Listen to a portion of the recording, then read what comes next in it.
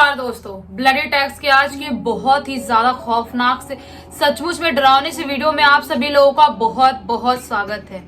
दोस्तों, आज का जो ब्लडी टैक्स का एपिसोड होने वाला है सचमुच में बहुत ही ज्यादा खौफनाक और डरावना होने वाला है, क्योंकि जो आज मैं आप लोगों को बताने वाली हूँ ये सच्ची घटना ये बहुत ही ज्यादा खौफनाक है।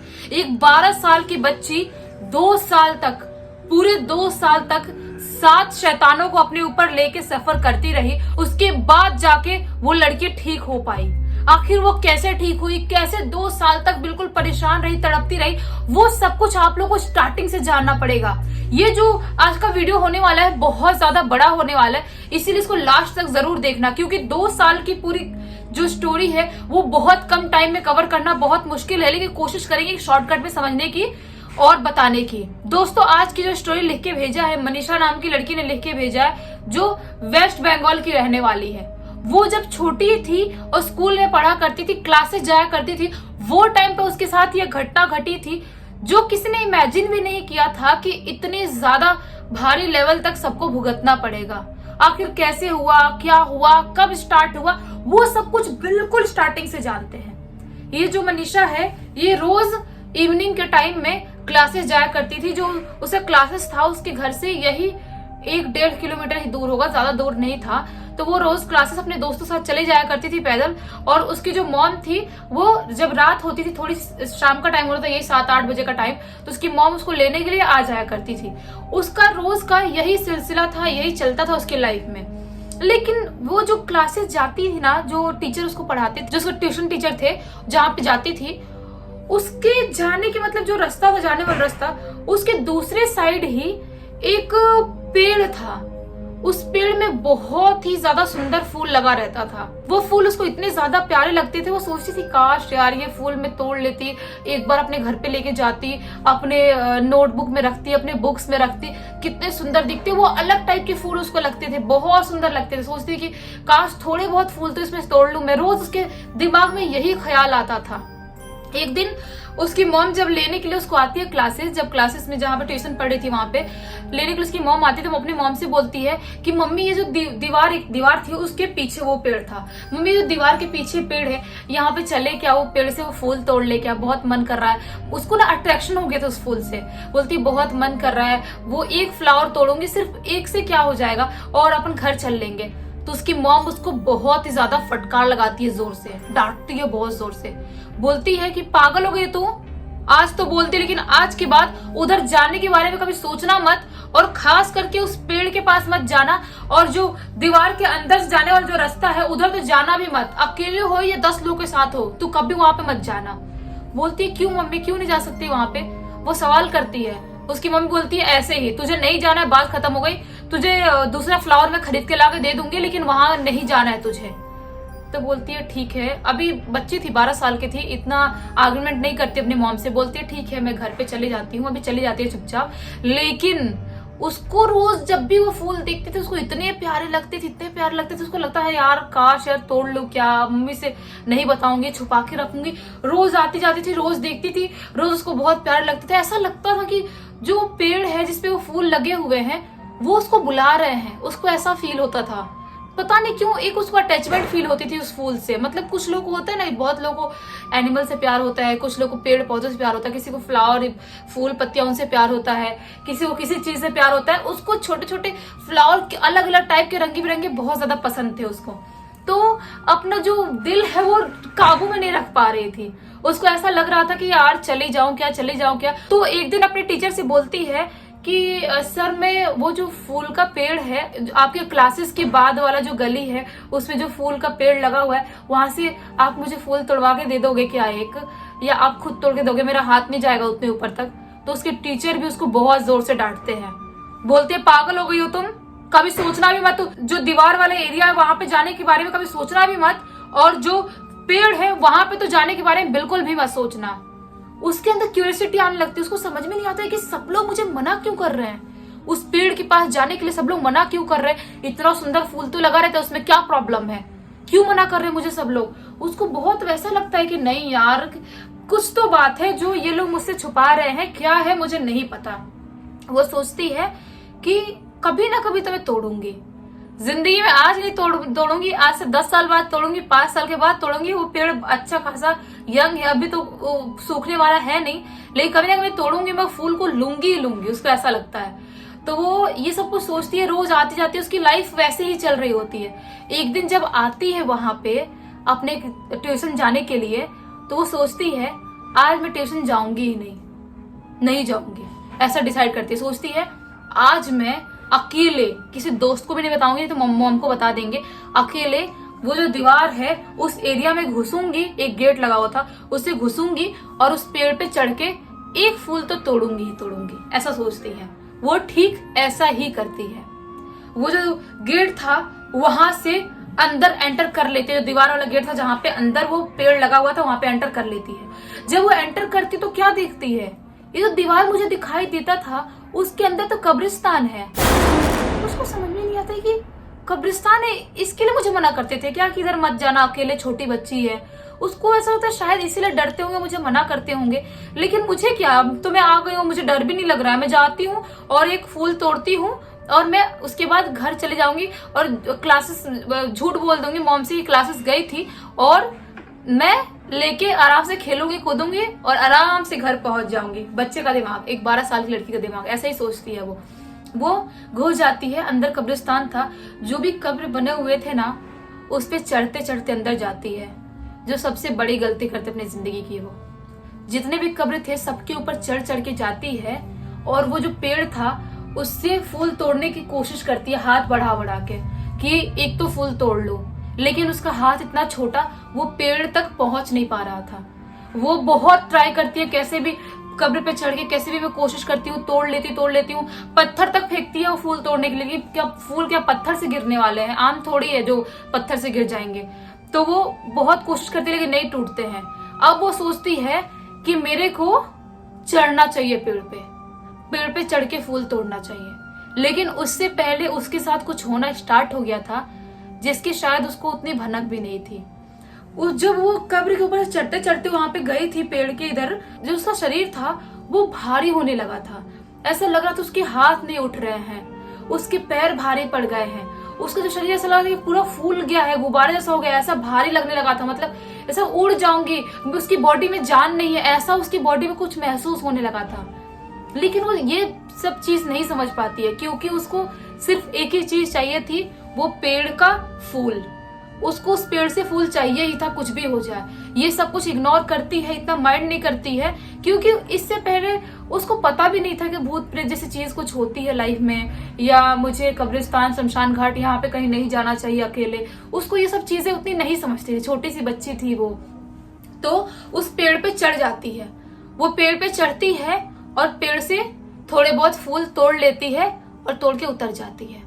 उसको ये सब कुछ करते करते काफी वक्त लग जाता है। अभी शाम का टाइम होने लगता है, जब थोड़ा थोड़ा शाम वाला टाइम नहीं होता, जब सूरज ढलने के बाद थोड़ा थोड़ा अंधेरा रहता है, वो वाला टाइम। तो वो सोचती है कि अभी मैं जाती हूँ, थोड़ा बहुत कुछ खाऊंगी पीऊंगी और उसके बाद मैं घर निकल जाऊंगी, बोल दूंगी आज क्लासेस से, ट्यूशन से सर ने जल्दी छोड़ दिया, आज जल्दी छुट्टी मिल गई, ऐसा सोचती है। और वो घर पहुंच जाती है। जब वो घर जाती है ना, तो उसको आज का जो दिन था वो बहुत भारी भारी लग रहा था। उसके शरीर में ऐसा लग रहा था कि कुछ जान नहीं है, बहुत भारी भारी लग रहा था उसका पूरा बॉडी। उसको थोड़ा थोड़ा फीवर महसूस हो रहा था, लेकिन उसको इतना समझ में नहीं आता है कि मेरे साथ ऐसा क्यों हो रहा है। उसको लगता है कि बहुत कूद फान किया मैंने, उधर कब्रिस्तान में गई, पेड़ पे चढ़ी, इसलिए हो सकता है नॉर्मल है, ऐसा शरीर में बदलाव आते हैं, ऐसे बहुत खेल कूद लो तो दर्द तो होता ही है, इतना नहीं सोचती है। और जो फूल ली थी उसके बारे में अपने मॉम को नहीं बताती है, क्योंकि उसको पता था कि अपने मॉम को बताऊंगी तो मेरे को तो बहुत गंदी वाली मार पड़ने वाली है, बहुत गंदी वाली। वो अपने जो फूल लेके आई थी अपने ले जाती है, अपने नोटबुक और बुक्स में छुपा के फोल्ड करके रख देती है। सोचती है जब भी मन करेगा मस्त देखा करूंगी। और बहुत खुश थी उस दिन, वो बहुत खुश थी। सोचती है कि इतने टाइम से चाह रही थी मुझे वो फूल, एक मिल जाए कोई तो दिला दे, और फाइनली अब मैं खुद जाके लेके आ पाई हूँ, ऐसा सोचती है। और खाना वाना खाती है, थोड़ी बहुत जो होमवर्क था पहले का वो कंप्लीट करती है और सोने के लिए चली जाती है। जब रात में वो सो रही होती है, उसे क्या सपना दिखाई देता है कि मैं अपने क्लासेस के लिए निकली हूँ, मैं उसी गेट से उस कब्रिस्तान में एंटर की हूँ, वैसे ही कब्र के ऊपर चढ़ चढ़ के गई हूँ, वैसे पेड़ से फूल तोड़ी हूँ। और जब मैं पेड़ से फूल तोड़ के जब मैं बाहर निकलने वाली होती हूँ, मुझे कोई अजीबोगरीब दिखने वाला, कुछ बहुत ही ज्यादा अजीबोगरीब दिखने वाला चीज है जो मुझे धक्का मारता है और वहां पे मैं गिर जाती हूँ और बेहोश हो जाती हूँ। सिर्फ उसको इतना ही दिखाई देता है और उसकी आंख खुल जाती है।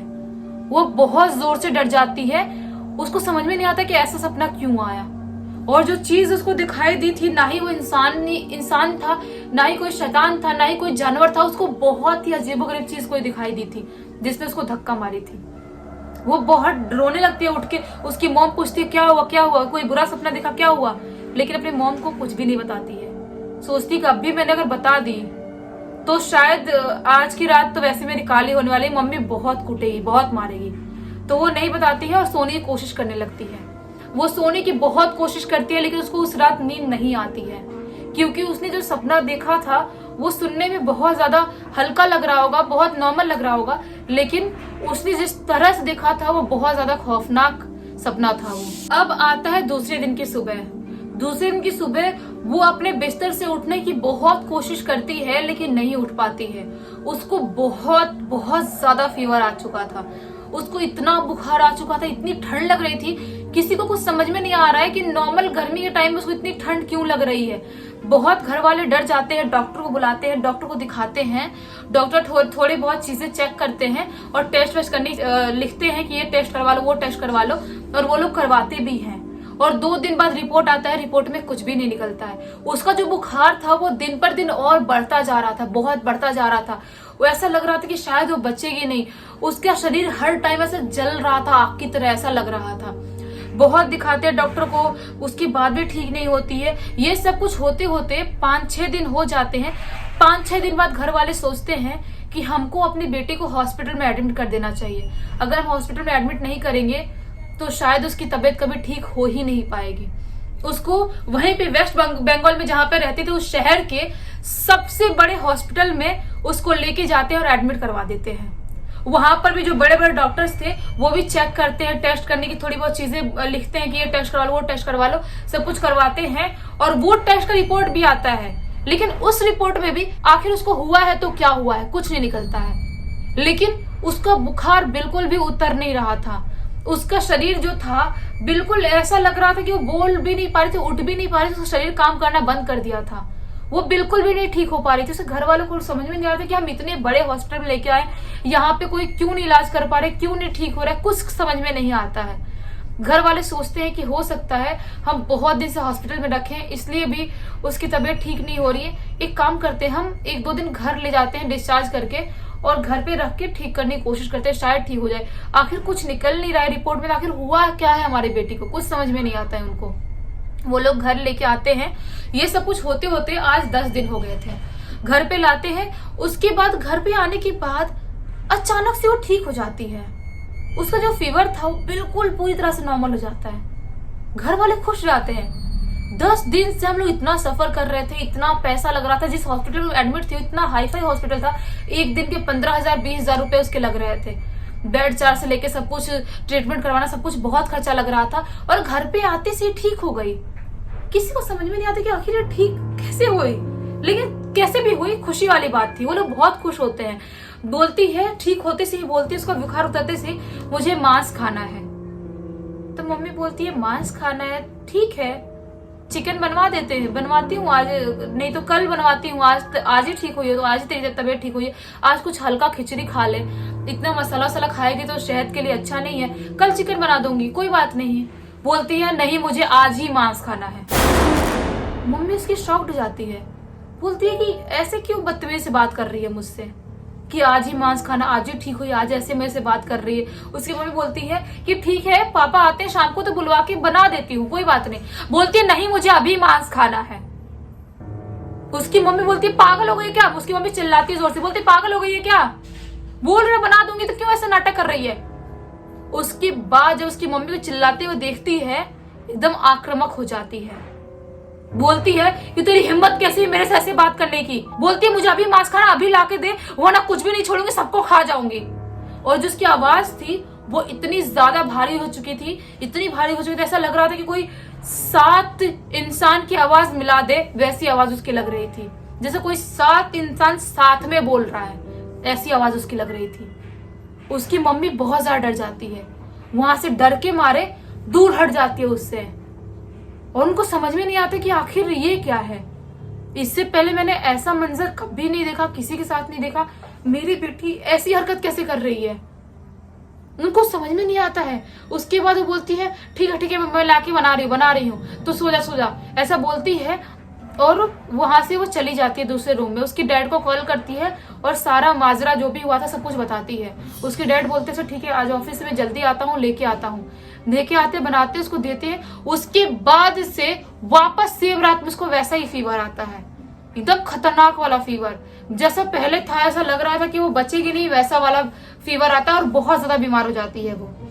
घर वालों समझ में नहीं आता है कि हुआ तो हुआ कि अभी ठीक हुई थी, अभी ऐसी बात कर रही थी और अभी वापस से फीवर कैसे आ गया। उसके डैड सोचते हैं कि हमको दूसरे बड़े हॉस्पिटल में लेके जाना चाहिए, वहां पे हमको ट्रीटमेंट चालू करने से शायद वहां पे ठीक हो जाएगी। वो लोग सुबह सुबह दूसरे हॉस्पिटल में लेके जाते हैं, वहां पे भी ट्रीटमेंट करवाने की बहुत कोशिश करते हैं, बहुत जांच होता है, बहुत टेस्ट लिखते हैं डॉक्टर लोग, लेकिन कुछ भी रिपोर्ट में नहीं आता है कि आखिर उसको हुआ है तो क्या हुआ है। लेकिन इस दौरान वो इतनी ज्यादा आक्रामक हो गई थी कि जो भी नर्स थे, जो भी डॉक्टर्स थे, वो किसी को भी इलाज नहीं करने देती थी। जो नर्स थी वो लोग उसके पास आने से बहुत ज्यादा डरते थे, बहुत कतराते थे। उन लोगों ने यहाँ तक कि हाथ खड़े कर दिए कि आप अपने बेटे को लेके जाओ, हम लोग नहीं ठीक कर पा रहे हैं और हमको नहीं पता इसको क्या हुआ है, आप दूसरे हॉस्पिटल में लेके जाओ, या तो यहाँ से लेके जाओ। तो घर वाले सोचते हम क्या करें, हमारे बेटे को रखना ही नहीं चाहते, ट्रीटमेंट नहीं करना चाहते, तो क्या करें, हम करें तो करेगा, कुछ समझ में नहीं आ रहा था। तभी जो उसके जो डैड थे, उनका ड्राइवर था, वो बोलता है, उसको पता चलता सब कुछ कि इनके घर में ये प्रॉब्लम चल रही है। उसके मनीषा का डैड बताते हैं ड्राइवर को, उसकी जो ऑफिस का ड्राइवर था उसको, कि हमारे घर में ये हो रहा है और मेरे बेटी के साथ ऐसा कुछ हुआ है।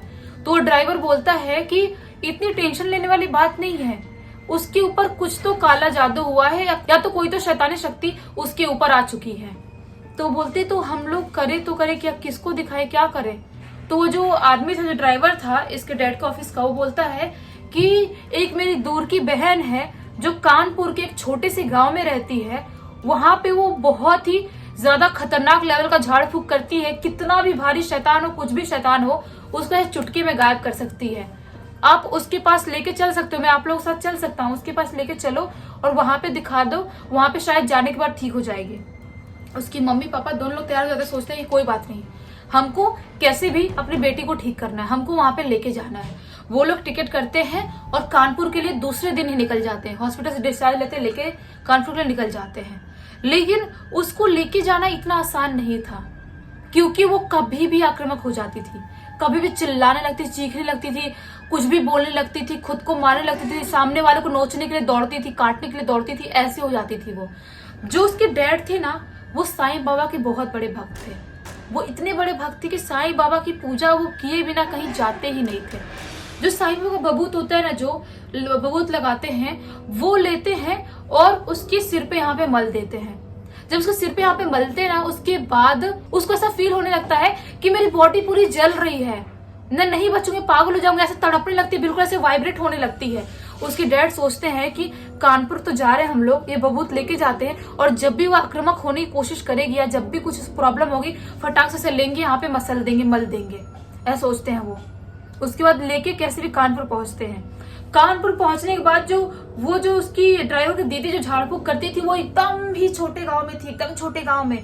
वहां पे वो कच्चे रास्ते से बहुत मुश्किलों से वहां पे लेके पहुंचते हैं। वहां पे लेके पहुंचते हैं, जो औरत थी वो बोलती है, एक काम करो, आप लोग बाहर ही बैठो, मैं मेरे रूम में इसको भेज दो, मैं इसका झाड़ फूक करती हूँ और आज ठीक हो जाएगी, आप लेके जा सकते हो आराम से, कोई प्रॉब्लम नहीं है। कोई भी शैतान होगा, मैं ऐसे चुटकी में झाड़ फूक करके उसको ठीक कर सकती हूँ मैं। वो औरत लेके जाती है अपने कमरे में झाड़ फूक करने के लिए। अपने कमरे में बहुत झाड़ फूक करती है, और उसके बाद जब झाड़ फूक कर रही होती थी ना, वो टाइम पे वो बहुत ही जोर जोर से चिल्ला रही होती थी, बहुत जोर जोर से। ऐसा लग रहा था कि उसके अंदर से कितने सारे शैतानों की आवाज आ रही है, मतलब एक उसकी आवाज नहीं, मान लो जैसे मैं बोल रही हूँ, ऐसा मैं बोल रही हूँ, यहाँ से 7 लोगों की आवाज निकल रही है, ऐसी आवाज निकलती थी। बहुत झाड़ फूक कर रहे हैं, झाड़ फूक कर रही है। वो ये करते करते 2-3 घंटे बीत जाते हैं झाड़ फूक करते करते। वो नहीं मतलब बिल्कुल काबू में नहीं हो पाती है। वो इतनी ज्यादा बेकाबू हो गई थी कि दरवाजे में धक्का मारते मारते वो जो दरवाजे में जिस रूम में बंद करके रखी थी उस औरत ने, उसको खींच के बाहर निकालती है। मनीषा उसको अपने हाथ से खींच के बाहर निकालती है, फेंकती है, और इतने जोर से उसको फेंकती है उस औरत को उठा के। इतनी छोटी सी 12 साल की बच्ची, हट्टी कट्टी औरत को इतनी जोर से निकाल के फेंकती है कि औरत वहीं पे बेहोश हो जाती है। इसके मॉम डैड बहुत ज्यादा डर जाते हैं कि हमारी बेटी के अंदर इतनी ताकत आई कैसे। उसने इतनी ज्यादा हट्टी कट्टी औरत को दरवाजे से धक्का मार के तोड़ के दरवाजा और उसको ऐसे निकाल के बाहर फेंक दी। वो इतने ज्यादा डरते हैं कि अपनी बेटी के पैर पड़ने लगते हैं, बोलते प्लीज प्लीज तू काबू हो में आ जा, प्लीज मेरी बेटी को छोड़ दे। ऐसा बोलने लगते हैं कि प्लीज मेरी बेटी को छोड़ दे, हम कुछ नहीं चाहते, हमारी बेटी बस ठीक हो जाए। कुछ भी ऐसे बहुत पैर पड़ते हैं। और उसके बाद जो वहां पे जल रखा था वो जल थोड़ा छिड़कते हैं, वहां पे मनीषा तुरंत बेहोश हो जाती है। ऐसा लग रहा था कि शायद मनीषा चाहती है खुद ठीक होना, लेकिन वो किसी शैतानी शक्ति के काबू में है। घर वाले सोचते हैं कि ये औरत तो झाड़ फूक नहीं कर सकती, ये एक 12 साल की बच्ची को नहीं संभाल सकती, तो वो कैसे झाड़ फूक कर सकती है। वो लोग वहां से लेके वापस वेस्ट बंगाल आ जाते हैं। वेस्ट बंगाल आने के बाद भी ये सब कुछ सिलसिला वैसा ही चल रहा था, कुछ ठीक नहीं हो रहा था। तभी इसकी जो मासी थी, मनीषा की मासी जो है, वो बोलती है कि एक काम करो, यहीं पे वेस्ट बंगाल में एक मजार है, वहां पे लेके जाओ, वहां पे कितने भी मतलब भारी से भारी शैतान हो उसका झाड़ फूक होता है और वहां पे ठीक हो जाते हैं लोग। तो उसकी मॉम सोचती है कि अब तो वहां पे लेके गए, वहां पे भी ठीक नहीं, हम विश्वास करें या नहीं करें, लेकिन सवाल था अपने बेटी का। तो सोचती है कि ठीक है मैं लेके जाती हूँ वहां पे। उसके डैड को बोलती है कि लेके चलते हैं अपन और वहां पे दिखाते हैं, शायद एक आखिरी उम्मीद है वहां पे ठीक हो जाए हमारी बेटी। उसके डैड जब उसको उठा के लेके जाने की कोशिश करते हैं, वो टाइम पे वो एकदम आक्रामक हो जाती है, अपने डैड को ऐसे मारती है, जाके गिरते हैं, मॉम को मारती है, ऐसे जाके गिरते हैं, बोलती है मैं कहीं नहीं जाऊंगी, तुम लोग की हिम्मत नहीं मेरे को कहीं बाहर लेके जाने की, मैं नहीं जाऊंगी कहीं पे, ऐसा सब बोलने लगती है जोर जोर से। उसके डैड को समझ में आ जाता है कि इसको अभी बाहर ले जाना बिल्कुल भी पॉसिबल नहीं है। वो उसका एक वीडियो निकालते हैं और सोचते हैं कि मैं अकेले जाऊंगा और वहां पे मजार में वहां पे अकेले जाके वहां पे मैं दिखा के लेके आऊंगा, कुछ तो किसी को तो लेके आऊंगा जो थोड़ा झाड़ फूक कर दे, मेरी बेटी ठीक हो जाए। वहां पे लेके जाते हैं और वेस्ट बंगाल में ही था, वहां पे बहुत लंबी लाइन रहती है। जब उनका नंबर आता है तो वीडियो दिखाते हैं, तो वहीं पे एक जो बाबा थे वो बोलते हैं कि ठीक है मैं तुम्हारे साथ चलता हूँ तुम्हारे घर पे और मैं झाड़ फूक करने की कोशिश करता हूँ, तुम्हारी बेटी ठीक हो जाएगी, कोई प्रॉब्लम नहीं है। वो आते हैं बाबा। पहली बात तो बाबा उसके घर में एंटर करने से पहले बहुत ज्यादा डर रहे थे, उसी घर में एंटर कर ही नहीं रहे थे। बोल रहे थे कि आपके घर में बहुत ही ज्यादा बड़ी शैतानी शक्ति का साया है जो किसी को भी ऐसे चुटकी में बर्बाद कर सकती है, ऐसे चुटकी में मार सकती है। उसने अभी तक आपकी बेटी को कैसे नहीं मारा मुझे नहीं समझ में आ रहा है, लेकिन वो उसको आप हल्के में मत लेना। मैं पूरी कोशिश करूंगा, झाड़ फूक करने की कोशिश करूंगा, कैसे भी आपकी बेटी को ठीक कर दूं, लेकिन नहीं पता कि मैं ठीक कर पाऊंगा या नहीं ठीक कर पाऊंगा। वो कैसे भी रूम में एंटर करते हैं, जब वो देखती है ना, जो बाबा आए थे उनको देखती है, देख के इतनी ज्यादा पागल होती है, एकदम जोर जोर से चीखने लगती है, चिल्लाने लगती है, एकदम अपने जो बेड पे बैठती है वो बेड को ऐसे जोर जोर से पटकने लगती है। उसकी जो हाथ का जो वार था उसकी वजह से जो बेड था वो बिल्कुल ऐसा लगा टूट जाएगा, हिल रहा था उसका बेड। और उठती है और जो उसकी मॉम का एक अलमारी था, जो उसकी मॉम के शादी का टाइम मिला था, लकड़ी का अलमारी, एकदम भारी अलमारी, उसमें ऐसे एक मुक्का मारती है जोर से। मुक्का मारने की वजह से वो अलमारी गिर के वहीं पे टूट जाता है। वो जो बाबा आए थे वो बहुत ज्यादा डर जाते हैं। वो समझ जाते हैं कि एक इतनी छोटी सी 12 साल की बच्ची के अंदर इतनी ताकत कैसे हो सकती है कि इतनी बड़ी अलमारी को मार के गिरा दे। वो समझ जाते हैं कि इसके ऊपर जिन का साया है। वो बोलते हैं कि इसके ऊपर एक जिन का नहीं बल्कि 7 जिनों का साया है जो इसको अपने साथ लेके ही जाएंगे। अभी तक क्यों उसको जिंदा रखे नहीं पता, लेकिन लेके ही जाएंगे। आप कुछ भी कर लो, मैं कुछ भी कर लूं, लेकिन इसको हम लोग नहीं बचा सकते हैं, ऐसा वो बाबा बोलते हैं। और कोई पानी छिड़क के उसको शांत करने की कोशिश करते हैं। वो शांत होती है, बेहोश हो जाती है वही टाइम पे, लेकिन आधे 1 घंटे के लिए ही। वो बाबा वहां से चले जाते हैं, बोलते हैं कि मैं नहीं ठीक कर सकता, आप कहीं और जाके इसको दिखाने की कोशिश करो, मेरी बस की बात नहीं है। उसके बाद उसके घर वाले बिल्कुल डिप्रेशन में, बिल्कुल टेंशन में कि अपनी बेटी को हम ठीक कैसे करें, क्या करें, कुछ समझ में नहीं आ रहा है। उसके जो डैड थे उसकी मॉम को बोलते हैं कि हमको शिरडी चलना चाहिए साईं बाबा के पास।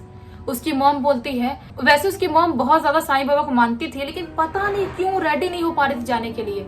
बोलती है हाँ ठीक है, देखते हैं अभी कैसे जाएंगे, इतना दूर है, 1.5 दिन लगता है अपन को जाने के लिए, वेस्ट बंगाल से शिरडी आने के लिए 1.5 दिन लगता है। तो बोलती है टाइम लगेगा और ऐसी हालत में उसको कैसे लेके जाएंगे, उसको संभालना मुश्किल है, और ट्रेन में या फ्लाइट में कैसे लेके जाएंगे, दूसरे लोग भी परेशान हो जाएंगे, क्या करेंगे। उसके डैड बोलते हैं कि वो सब टेंशन तुम मत लो, बस तुम कैसे भी चलो शिरडी, मैं यही चाहता हूँ। तो उसकी मॉम भी अब कैसे भी मान जाती है और उसकी मॉम डैड टिकट निकाल लेते हैं शिरडी जाने के लिए। वो शिरडी जाने के लिए टिकट तो निकाल लेते हैं, लेकिन उनको ये बात अच्छे से पता थी कि हम अपने बेटे को ऐसे इतनी आसानी से लेके नहीं जा सकते। जो साईं बाबा की पूजा करती थी ना, जो भभूत रहता था उनके घर पे, वो लेते हैं और सोचते हैं कि जब भी ये होश में आएगी और कुछ भी हरकतें करने की कोशिश करेगी, उसके ऊपर भभूत हम छिड़क देंगे, भभूत लगा देंगे, तो थोड़े टाइम के लिए तो उसको हम कंट्रोल कर पाएंगे। इतने टाइम से उसके मॉम डैड सो तक नहीं पाए थे। ये सब कुछ होते होते बहुत ज्यादा टाइम निकल गया था, बहुत कितने महीने निकल गए थे। हर जगह दिखाए थे, इधर दिखाए थे, उधर दिखाए थे, कहीं पर भी वो ठीक नहीं हो पा रही थी।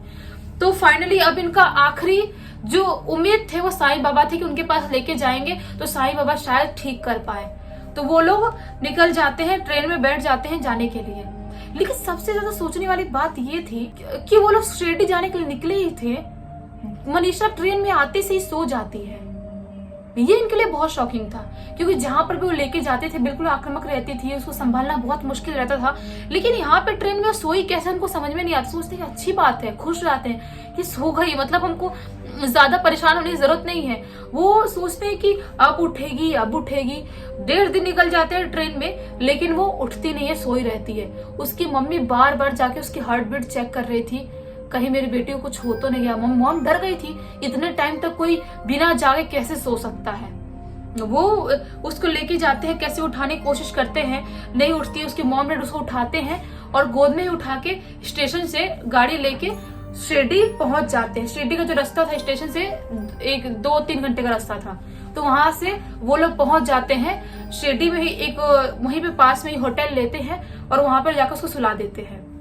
और जिसके पापा थे वो सोचते हैं, जो साईं बाबा को स्नान करवाते हैं ना, जो पानी मिलता है वहां पे, जो स्नान करवाने के बाद सोचते हैं कि मैं अभी रात के 1 बजे वो लोग वहां पे पहुंचे थे, और सोचते हैं कि जो मॉर्निंग में सुबह सुबह स्नान करवाते हैं वो पानी में लेके आऊंगा और वहां से थोड़े भभूत लेके आऊंगा शिरडी से, तो शायद अपने बेटी को हम वहां पे ले जाने लायक होश में तो ला ले, और उसके बाद कहीं शायद ठीक हो जाए। तो उसके डैड तुरंत होटल में भी नहीं आते, उसकी मॉम को वहां पे छोड़ते हैं और अपने बेटे को, और वहां पे शिरडी मंदिर के पास चले जाते हैं, लाइन में लग जाते हैं। उस जो जल होता है ना, उस जल के लिए सब लोग शिरडी के लाइन में बहुत लोग लगते हैं और जल प्राप्त करते हैं लोग, जिनको जो भी प्रॉब्लम रहती है जिंदगी में वो सॉल्व हो जाती है उस जल की वजह से, जो स्नान कराने के बाद वाला जल रहता है उससे। तो जाते हैं, लाइन में लगते हैं, और सुबह के 5 बजे या 4 बजे करीब उनको वो जल मिलता है। वो सोचते थोड़ा ज्यादा मिल जाता तो ज्यादा अच्छा रहता, हम उसको स्नान करवाते उस जल से, अपनी बेटी को शायद ठीक हो जाती। तभी पता नहीं कैसे शायद साईं बाबा कृपा से एक गार्ड आता है, उनको 2 बॉटल भर के इतने बड़े बॉटल में जल देता है, बोलता है आप लेके जाओ। वो उससे प्रॉब्लम बताते हैं, उसको कुछ नहीं बोलते, बस स्माइल करते हैं, बोलते हैं भाई बहुत बहुत धन्यवाद, आपकी वजह से शायद आज मेरी बेटी ठीक हो जाएगी। बहुत उनकी आंख में आंसू थी। वो बोलते हैं गार्ड को, वैसे धन्यवाद बोल के अपने वहां पे होटल में आ जाते हैं। अपने होटल में आते हैं, उसके बाद अपनी वाइफ को देते हैं, बोलते हैं इसको उठाओ और लेके जाओ, पानी में जल को मिला दो, पहले उसको उठाने से पहले पानी में जल को मिलाओ और जाकर उसको नहला दो। नहलाने के बाद हम सुबह सुबह उसको शिरडी में लेके चलेंगे बाबा के पास। तो वो ऐसा ही करती है, उसको उठा के ले जाती है नहलाने के लिए। जब उसको नहला रही होती है ना, वो टाइम पे वो बहुत ही जोर जोर से चीखती है, बहुत जोर जोर से चिल्लाती है, ऐसा चीखती है, ऐसा चिल्लाती है कि ऐसा लगता है ये मानो उसकी जिंदगी, जो उसकी जान है ना, वो बाहर निकल जाएगी। ऐसा चिल्लाते से लग रहा था कि वो शायद बचेगी नहीं, ऐसा चिल्लाती है जोर जोर से वो। उसकी मॉम रोने लगती है, लेकिन उसकी मॉम नहलाती रहती है। वो जो उसके चीखने की आवाज थी ना, पहले ऐसा 7 आवाज में कोई चीख रहा है, उसके बाद ऐसे धीरे धीरे करते करते करते जब तक उसकी मॉम नहला रही होती, नहलाने के प्रोसेस में उसकी जो आवाज थी वो 7 आवाज थी, वो 6 आवाज में बदलती है, 5 में बदलती है, 4 में बदलती है, 3 में बदलती है, 2 में बदलती है, फिर वो फाइनली जाके अपनी आवाज में चीखती है और वहीं पे बेहोश हो जाती है। उसकी मॉम उसको पानी वाले से मुंह धोती है और भभूत लगाते हैं, जो लेके आए थे वहीं से बाबा के दरबार से, लगाते हैं उसके सिर पे, माथे पे, और उसके बाद वो होश में आती है। उसके डैड अपनी बेटी को नॉर्मल देख के बहुत ज्यादा खुश रहते हैं, उसको हक करते हैं और बोलते हैं जो भी सब कुछ ठीक हुआ है साईं बाबा की वजह से ठीक हुआ है। वो बिल्कुल अब नॉर्मल हो चुकी थी, ऐसा लग रहा था कि उसका शरीर बिल्कुल हल्का हो गया है। और जब वो नहा रही थी ना, वही टाइम पे आखिरी बार जब बेहोश होने से पहले उसने बोली थी कि हे बाबा, हे साईनाथ बाबा, मुझे बचा लो, ऐसा बोल के बेहोश हुई थी। उसके बाद जब होश में आती है तो बोलती है, पापा मैं बहुत हल्का फील कर रही हूँ, मैं बहुत अच्छा फील कर रही हूँ, मुझे ऐसा लग रहा है कि अब मैं ठीक हो गई हूँ। उसके पापा बहुत खुश रहते हैं, मॉम डैड रोने लगते हैं खुशी के मारे और बोलते हैं कि अब हम लोग लेके जाएंगे फाइनली बाबा के दरबार में, उसको दिखाएंगे। अब हमको लग रहा है कि अब कहीं जाने की और जरूरत नहीं है, बाबा के दरबार में आगे मतलब हमारी बेटी अब ठीक हो गई है। वो लोग लेके जाते हैं, वहां पे पूजा पाठ करते हैं, प्रसाद चढ़ाते हैं, लेकिन उसके बाद जाके अब वो ठीक है। लेकिन पूरे उसकी जिंदगी के 2 साल इतनी ज्यादा खराब बीते, इतनी ज्यादा प्रॉब्लम हुई, इतनी ज्यादा कमजोर हो गई थी कि जब जो भी 2 साल का जो वो टाइम था ना, उसकी जिंदगी का बहुत ज्यादा खराब था। ठीक होने के बाद का 2 साल का टाइम इतना ज्यादा खराब था, बहुत वो ना स्कूल जा पाई, ना ट्यूशन जा पाई, ना कुछ, एकदम कमजोर बेड पे पड़ी रहती थी, ऐसी उसकी हालत हो गई थी। लेकिन सब कुछ वो लोग यही मानते हैं कि साईं बाबा की वजह से वो ठीक हो पाई। आप लोग बताना कि आप लोग को ये जो सच्ची घटना थी सुन के कैसा लगा। वीडियो बहुत ज्यादा बड़ा हो चुका है, लेकिन आप लोग बताना कि आप लोग को ये घटना कैसी लगी, और अच्छी लगी है तो प्लीज इस वीडियो को लाइक कर देना और चैनल को सब्सक्राइब कर देना, बेल को दबा के ऑल पे क्लिक कर देना, ताकि जब भी मैं ऐसी नए अच्छे वीडियो डालूं सबसे पहले आप लोग पास पहुंचे। चलिए, तब तक के लिए बहुत बहुत धन्यवाद। जय साईनाथ बाबा।